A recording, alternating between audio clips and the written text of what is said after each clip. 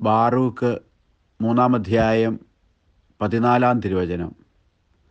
ജ്ഞാനവും ശക്തിയും വിവേകവും എവിടെയുണ്ടെന്നറിയുക. ദീർഘായുസ്സും ജീവനും സമാധാനവും കണ്ണുകൾക്ക് പ്രകാശവും എവിടെയുണ്ടെന്ന് അപ്പോൾ നീ ഗ്രഹിക്കും.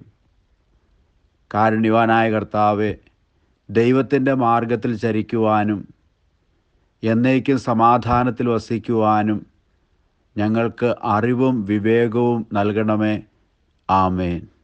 ദൈവം നിങ്ങളെ സമൃദ്ധമായി അനുഗ്രഹിക്കും.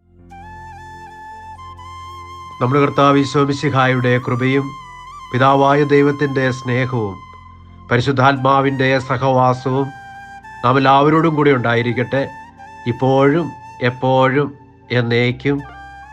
ആമേൻ.